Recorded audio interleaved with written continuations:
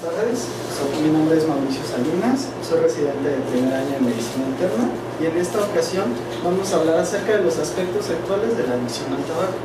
Como sabemos, el tabaquismo es la primera causa prevenible y atribuible de las enfermedades cardiovasculares, de ahí radica la importancia de este seminario. Como contenido de este seminario abordaremos lo que es la introducción, en la cual revisaremos los aspectos epidemiológicos más importantes, así como la trascendencia que ha tenido a lo largo de estos 50 años el control del tabaco. En el caso del diagnóstico, valoraremos las distintas pruebas de detección oportuna que tenemos y valoraremos cuál es la más eficaz de acuerdo a la fiabilidad que presenta.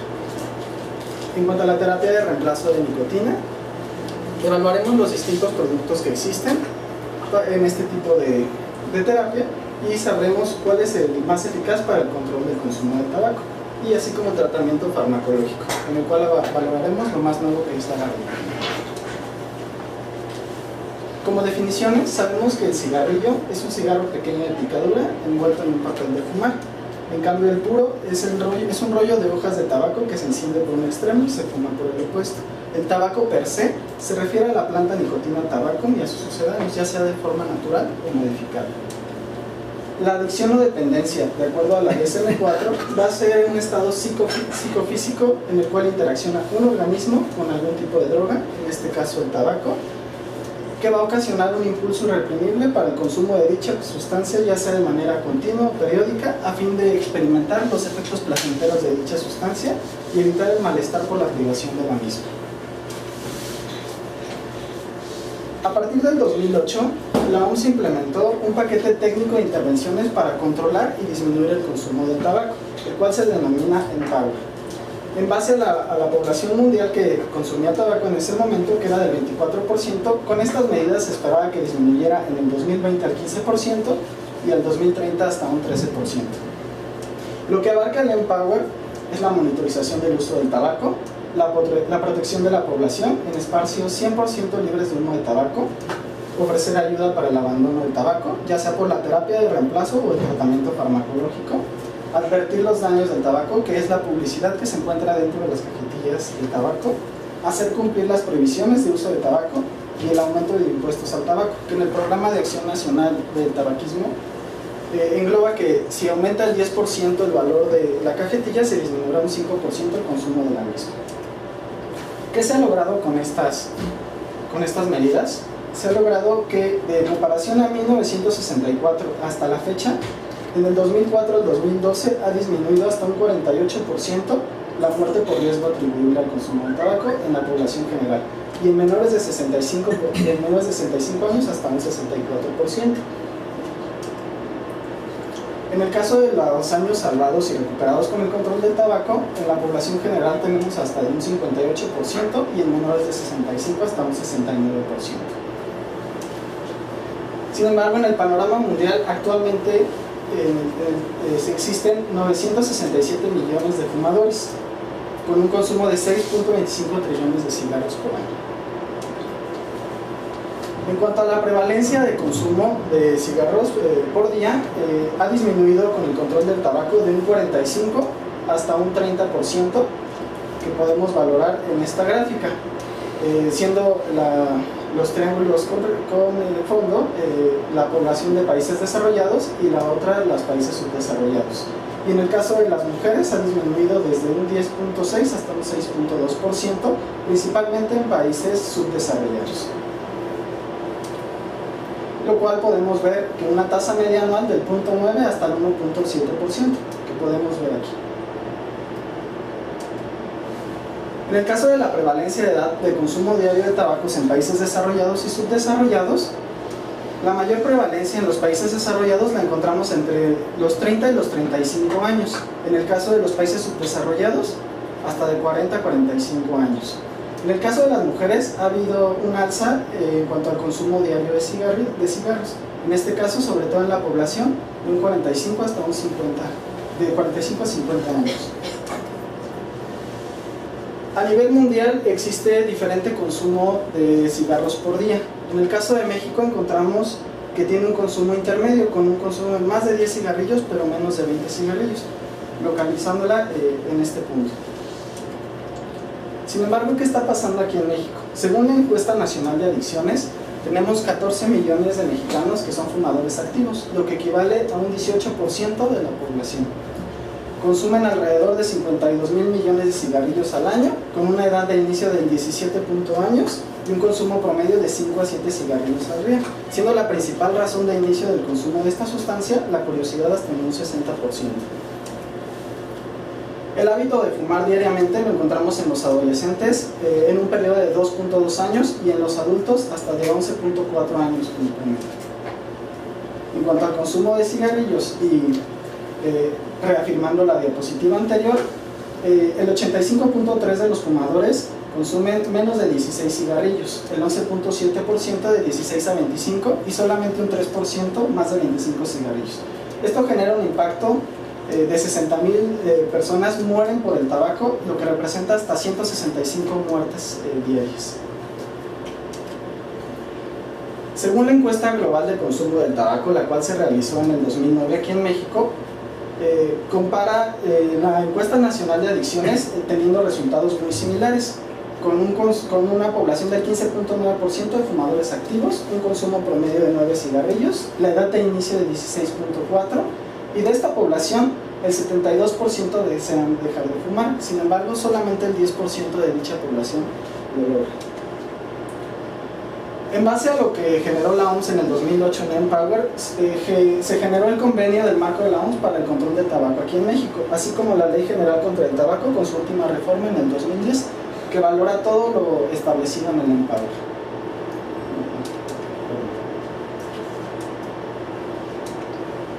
Bueno, aquí en México el impacto sanitario, la mayor cantidad de muertes atribuibles al tabaco se encuentra en la cardiopatía isquémica, con un total de 22.000 muertes y un riesgo atribuible hasta del 90%, como podemos observar en esta gráfica.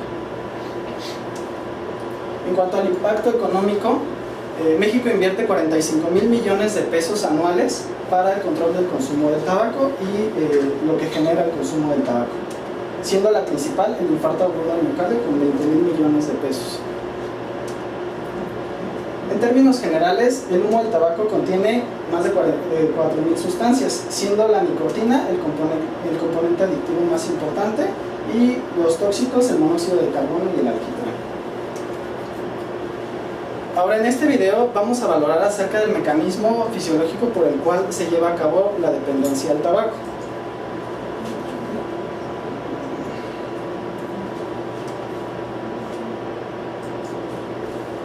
Como decía, en este video vamos a valorar acerca de cómo el mecanismo fisiológico se genera a través de la dependencia al tabaco. Como sabemos nosotros, al inhalar el humo del cigarro, este va a viajar a través de lo que son las vías respiratorias, llegando hasta los pulmones, donde la nicotina va a pasar directamente a través del epitelio alveolar.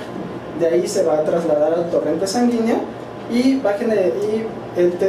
el organismo presenta receptores en distintos tejidos para este tipo de sustancia, en este caso la nicotina. Sin embargo, la más importante se encuentra en el sistema nervioso central, en la cual va a llegar en cuestión de segundos.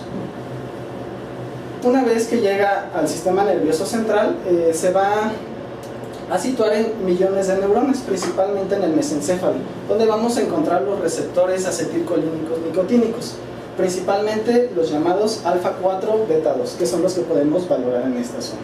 A pesar de que la acetilcolina es el ligando natural de este tipo de receptores, la nicotina presenta mayor afinidad hasta de 20 veces para estos receptores en comparación con la acetilcolina.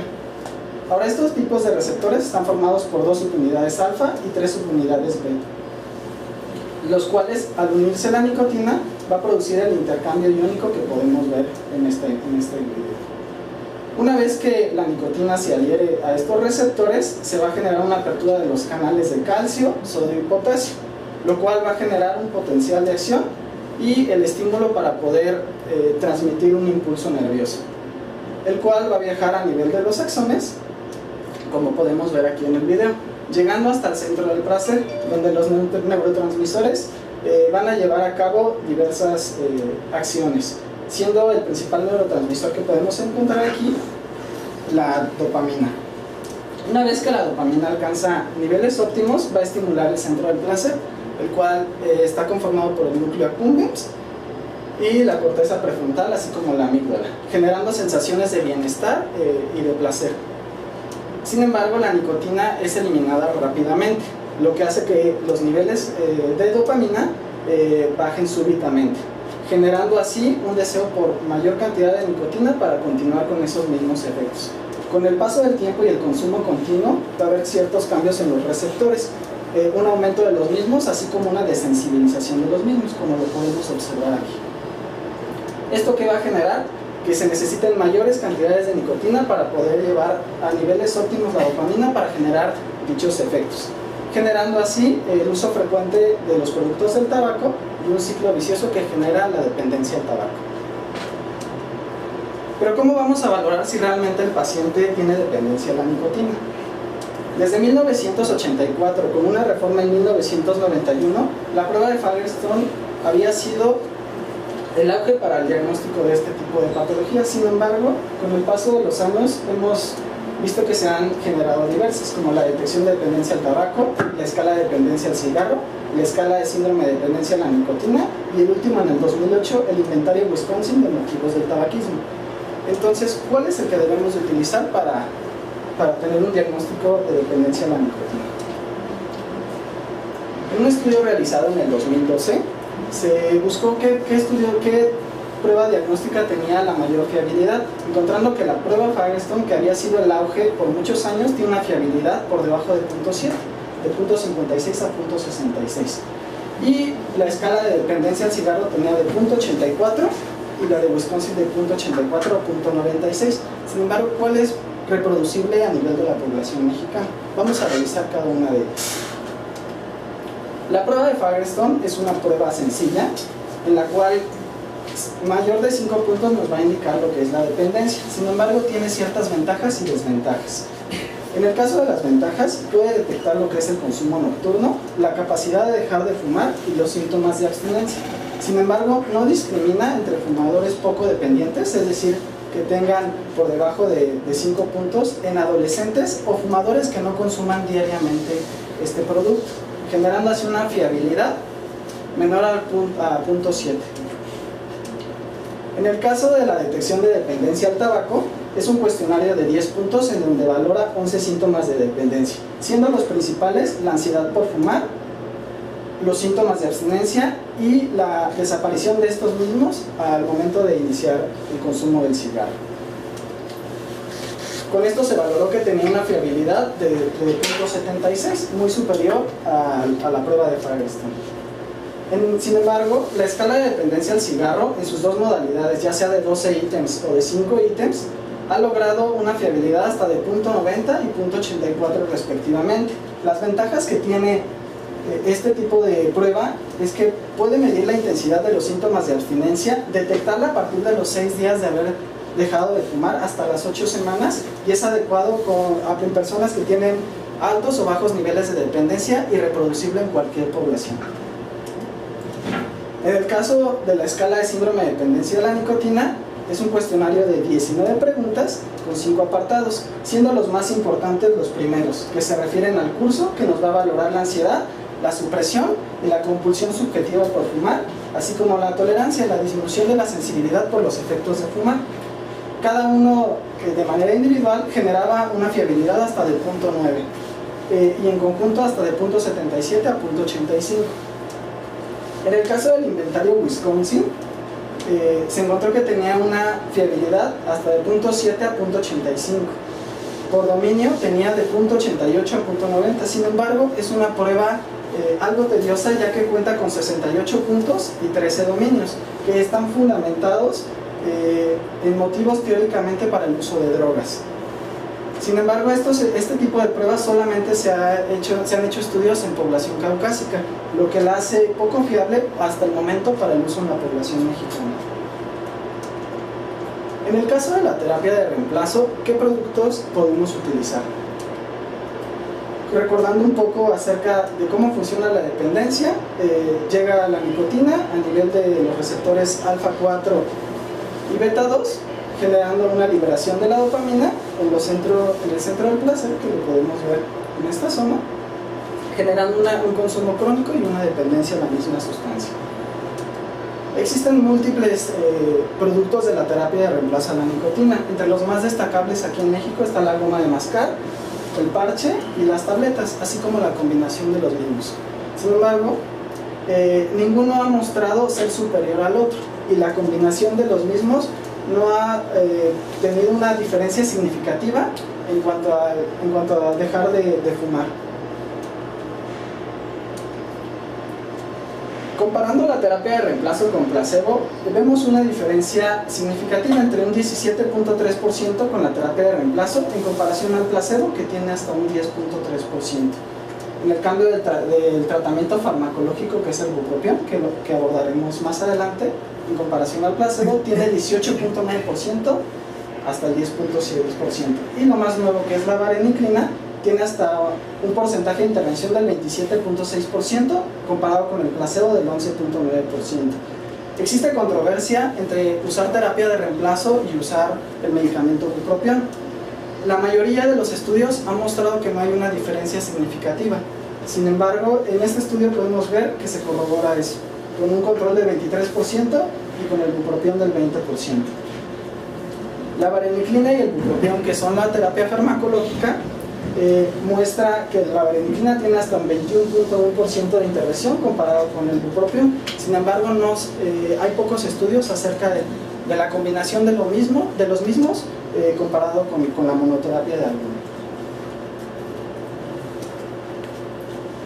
En el caso de la goma de mascar, según las guías, puedes iniciar ya sea con un consumo de mayor de 20 cigarrillos o menor de 20 cigarrillos. Consta de 3 fases, con un total de terapia de hasta 12 semanas.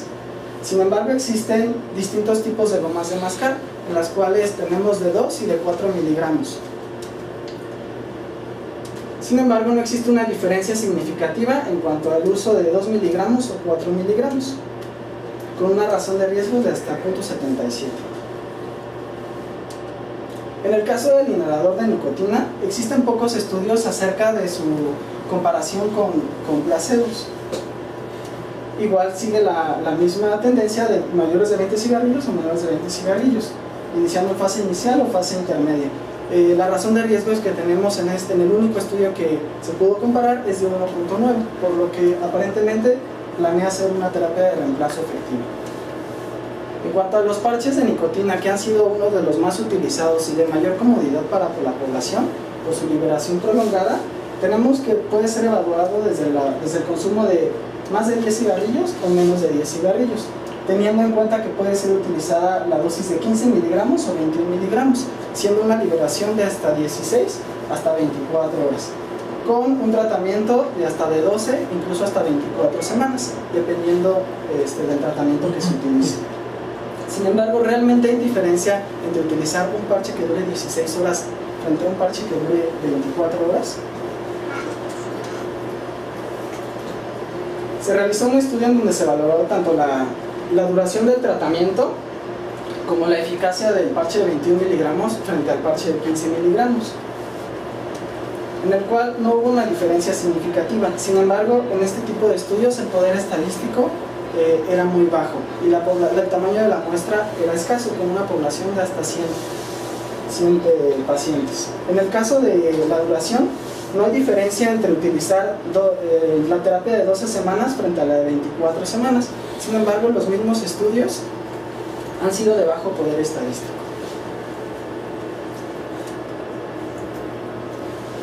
Como conclusiones, hasta el momento de la terapia de reemplazo, cualquier forma de terapia de reemplazo es eficaz solamente como una parte de estrategia para promover el dejar de fumar, aumentando la tasa de abstinencia un 50-70% en los pacientes con un consumo o dependencia alta. En el caso de los pacientes que consumen menos de 20 cigarrillos, no se ha visto una diferencia significativa. Actualmente están en auge lo que son los cigarros electrónicos. Sin embargo, ¿cómo funcionan estos cigarros electrónicos? Estos cigarros van a constar de una batería, de un cartucho, donde se va a producir un vapor de agua, en la cual se va a liberar lo que es el propilenglicol, la glicerina y lo más importante, la nicotina, a menor dosis en comparación a los cigarros. Se dice que un cartucho puede durar aproximadamente entre 200 y 400 puffs, que que valoraría aproximadamente entre 2 a 3 cajetillas. Se realizó un estudio acerca de si los cigarros electrónicos funcionan para el cese de dejar de fumar. Se realizó un ensayo clínico aleatorizado, fue en Nueva Zelanda, en el cual formaron 3 grupos. Tomaron como criterios de inclusión mayores de 18 años que tuvieran un consumo mayor a 10 cigarrillos y que tuvieran deseos de dejar de fumar. Se excluyeron pacientes embarazadas que estuvieran en lactancia, que ya hayan recibido una terapia de reemplazo en los últimos 3 meses, que tuvieran algún tipo de enfermedad cardiovascular o que tuvieran otro tipo de dependencia, mayor relación con el alcoholismo. Fueron aleatorizados en 3 grupos 4-4-1, siendo cigarros electrónicos con nicotina, los parches con nicotina y los cigarros electrónicos solo con placebo. El desenlace primario que se buscaba era qué terapia ofrecía un mayor tiempo de abstinencia continua verificada por niveles de monóxido de carbono, que equivalían a menos de 10 partículas por millón.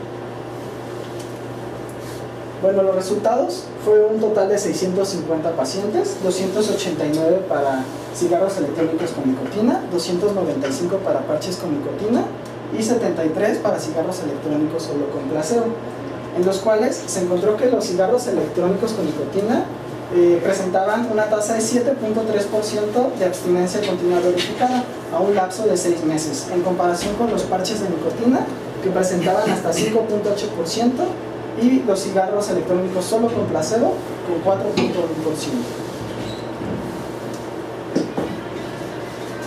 La recaída de todos los grupos se llevó a cabo, se presentó en los primeros 50 días, siendo más tardíamente en los cigarros electrónicos con un promedio de 35 días, teniendo un valor significativo en comparación con los cigarros electrónicos solo con placebo.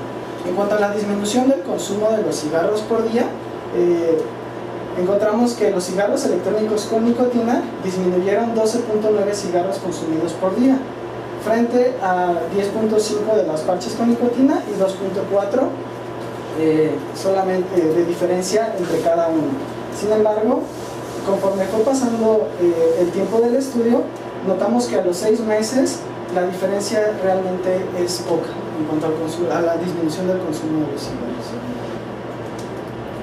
Conclusiones: realmente los cigarros electrónicos no son superiores frente a otro tipo de terapia de reemplazo de nicotina. En este caso se valoró junto con los parches de nicotina. En cuanto al tratamiento farmacológico, vamos a valorar lo que es el bupropión y la vareniclina. ¿Cuál es mejor de los dos? El bupropión sabemos que es un antidepresivo que actúa a nivel del sistema noradrenérgico y dopaminérgico, que tiene un efecto inhibitorio competitivo a través de los receptores nicotínicos de acetilcolina. Sin embargo, no son receptores selectivos específicos para la dependencia de la nicotina. Como terapia, generalmente se utilizan 150 miligramos durante 3 días y posteriormente a cumplir 12 semanas con una dosis de 200 miligramos. En el caso de la vareniclina, es un agonista parcial, tiene gran afinidad y es selectivo, principalmente con los receptores alfa-4 beta-2, que son responsables de la dependencia de la nicotina. Sin embargo, ¿cuál es mejor? Se realizó un estudio comparando la vareniclina y el bupropión frente a solamente la vareniclina como terapia. Fue un ensayo clínico ciego aleatorizado controlado con placebo, el cual se realizó en la Clínica Mayo, donde se llevó a cabo la terapia estándar, que son las 12 semanas, y un seguimiento hasta las 52 semanas. Como criterios de inclusión, incluyeron mayores de 18 años, un consumo de más de 10 cigarrillos, así como los deseos de dejar de fumar. Los criterios de exclusión fueron embarazo, lactancia, alergia a alguna de las sustancias o una condición médica inestable, ya fuera cardiovascular, insuficiencia renal, depresión, traumatismo craneoencefálico, algún trastorno psicótico e hipertensión no controlada. Se aleatorizaron 1 a 1, en un grupo se valoró la vareniclina con el bupropión y en otro la vareniclina con un placebo. Las dosis de la vareniclina de la terapia estándar son de 0.5 miligramos durante 3 días, de 0.5 miligramos del 4.º al 7.º día y de 1 miligramo cada 12 horas hasta las 11 o 12 semanas. La terapia del bupropión se basó en la terapia estándar de acuerdo a las guías. El desenlace primario fue buscar la confirmación bioquímica prolongada de abstinencia durante las 12 semanas de tratamiento, En comparación con otros estudios, los niveles de monóxido de carbono fueron menores de lo que generalmente se utiliza. En este caso fueron menos de 8 partículas por millón. En cuanto al análisis estadístico, se realizó por intención a tratar. Se calculó un tamaño de la muestra de 250 pacientes por grupo, con un poder estadístico de mayor del 80%, buscando los efectos adversos a través del test de Fisher. En cuanto a los resultados, se encontraron 506 pacientes que cumplían los criterios adecuados para el estudio, siendo 249 para el primer grupo y 257 para el segundo grupo, con un tratamiento completo del 63% en el primero y del 61% en el segundo. Las características de la muestra eran homogéneas. Bueno, ¿qué arrojó este estudio? La abstinencia por 7 días no tenía una diferencia significativa a las 12, a las 26 y a las 52 semanas en ninguno de los grupos. En cuanto a la abstinencia prolongada, los resultados que arrojaron fue que la combinación de la vareniclina y el bupropión tenía un valor significativo en comparación con la monoterapia con vareniclina. En cuanto a los efectos adversos que encontramos, los más representativos fueron ansiedad y depresión, siendo más importantes en el grupo con la terapia combinada que en el grupo con la monoterapia. Sin embargo, la ansiedad fue poco significativa en comparación con otros estudios. En cuanto al consumo de fumadores de más de 20 cigarrillos, a las 12 semanas no había una diferencia significativa en la abstinencia por 7 días. Sin embargo, en la abstinencia prolongada se podía ver que la terapia combinada era superior en comparación con la monoterapia. Y valorando la prueba de Fagerström, que es la más utilizada, se encontró que a las 12 y a las 26 semanas no había una diferencia significativa en pacientes que tuvieran más de 5 puntos o una dependencia. Solamente hubo una diferencia a las 52 semanas, mientras que a la abstinencia prolongada, la terapia combinada mostró ser más eficaz. Como conclusiones de este seminario, quisiera puntuar lo siguiente. La adicción al tabaco es la primera causa de enfermedad prevenible por riesgo atribuible en las enfermedades cardiovasculares, por lo que el control de este generará un gran impacto económico y sanitario, recayendo todo esto en lo que generó la OMS desde el 2008, denominado Empower, que ha tenido un impacto en diversas poblaciones y una de ellas es México. Dentro de las pruebas diagnósticas, la escala de dependencia al cigarro, es decir, la CDS por sus siglas en inglés, es la prueba de detección oportuna de la dependencia de la nicotina de mayor fiabilidad y reproducibilidad en cualquier población. A pesar de que el cuestionario de Wisconsin tiene una fiabilidad mayor que cualquier otra prueba, esta solamente ha sido probada en poblaciones caucásicas. Haría falta realizar estudios en población mexicana para saber si es óptimo para la valoración de la dependencia de la nicotina. La terapia de reemplazo de nicotina es una herramienta efectiva en el cese del consumo del tabaco, siempre y cuando se acompañe de algún tratamiento farmacológico, ya sea bupropión o vareniclina, independientemente de la terapia de reemplazo utilizada. Cualquier tipo de terapia de reemplazo utilizada junto con el tratamiento farmacológico ha mostrado ser eficaz. Los cigarros electrónicos no mostraron ser superiores a cualquier producto de la terapia de reemplazo de nicotina. A pesar de que hay estudios controversiales, la mayoría muestra que no hay una diferencia significativa entre el uso de los parches de nicotina en comparación a los cigarros electrónicos u otro tipo de terapia de reemplazo. La terapia combinada de bupropión con vareniclina en comparación con la monoterapia de vareniclina es más eficaz en la abstinencia prolongada. Realmente lo que buscamos nosotros es que el paciente continúe en abstinencia, por lo que la terapia combinada promete ser un tratamiento eficaz a largo plazo. Hacen falta más ensayos clínicos acerca de la combinación de estos fármacos. Solamente encontramos 2 estudios que comparan la terapia combinada con la monoterapia de cualquiera de los dos. En todos mostró ser eficaz. Sin embargo, una comparación de monoterapia con una comparación de terapia combinada con placebo no ha sido estudiada, porque sería un tema interesante de abordar para saber qué nivel de efectividad tiene este tipo de terapia. El modelo de de dejar de fumar no se constituye con una sola herramienta. De hecho, en todos los hospitales y los sitios donde la gente trata de dejar de fumar, hay una cosa que llaman las clínicas para dejar de fumar, que son intervenciones multidimensionales. Justamente por lo que usted nos dijo en el seminario, es que no hay una sola maniobra que por sí sola condicione o tenga éxito en un porcentaje ni siquiera más de la mitad de las personas. Todas tienen porcentajes pequeños de éxito.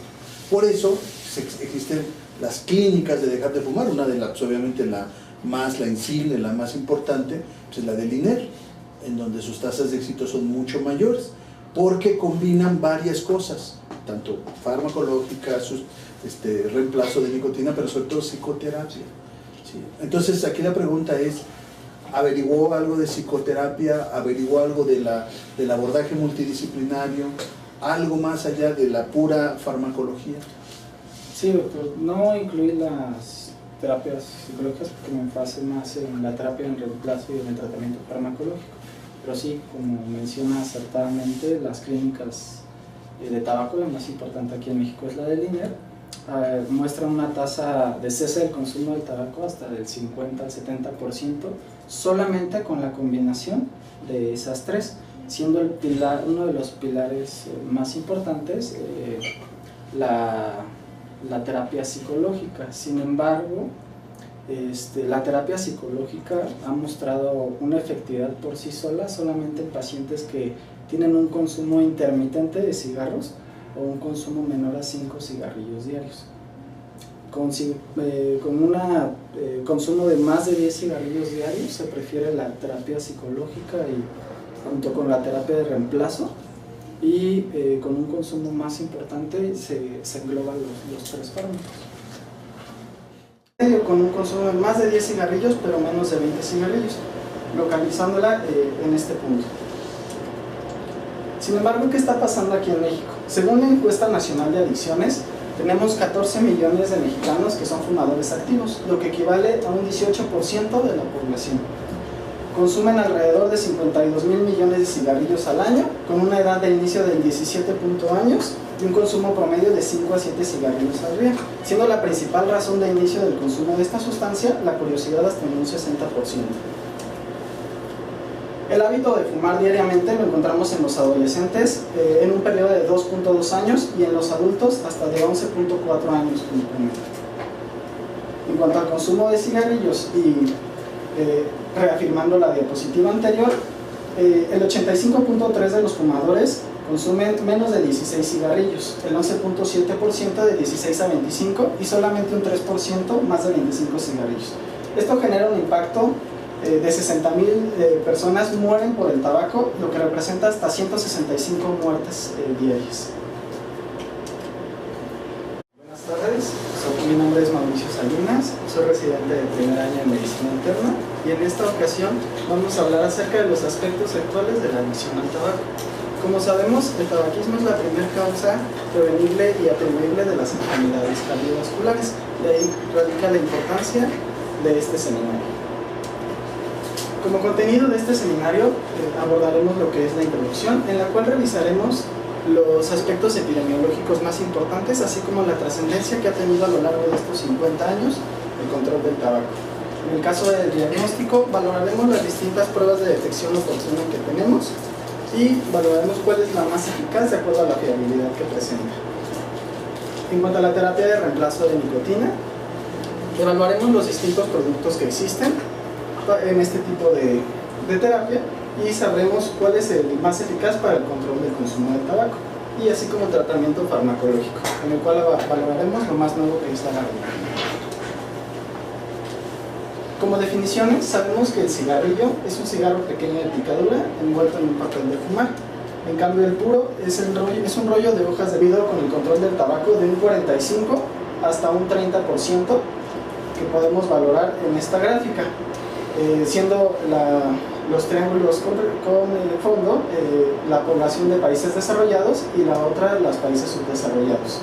Y en el caso de las mujeres ha disminuido desde un 10.6 hasta un 6.2%, principalmente en países subdesarrollados. lo cual podemos ver que una tasa media anual del 0.9 hasta el 1.7% que podemos ver aquí.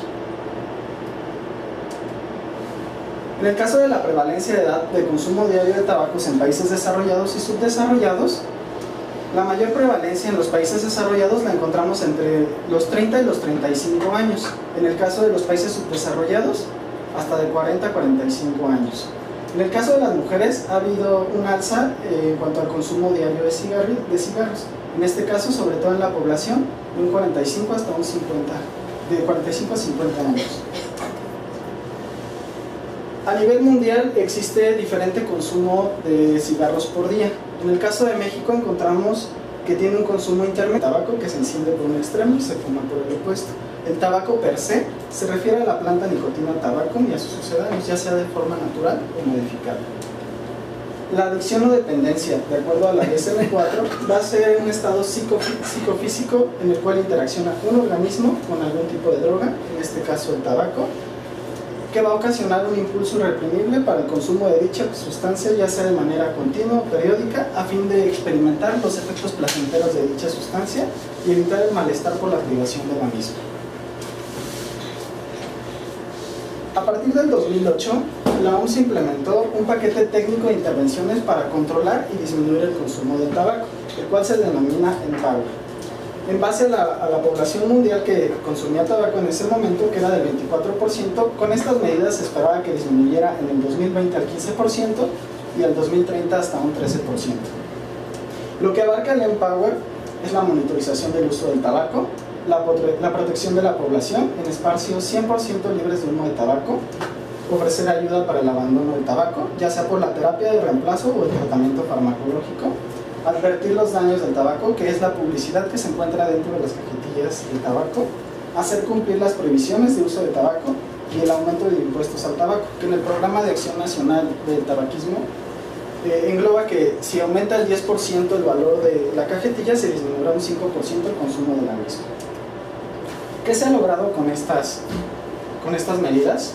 Se ha logrado que, de comparación a 1964 hasta la fecha, en el 2004 al 2012 ha disminuido hasta un 48% la muerte por riesgo atribuible al consumo de tabaco en la población general, y en menores de 65 años hasta un 64%. En el caso de los años salvados y recuperados con el control del tabaco, en la población general tenemos hasta de un 58% y en menores de 65 hasta un 69%. Sin embargo, en el panorama mundial actualmente existen 967 millones de fumadores, con un consumo de 6.25 trillones de cigarros por año. En cuanto a la prevalencia de consumo de cigarros por día, ha disminuido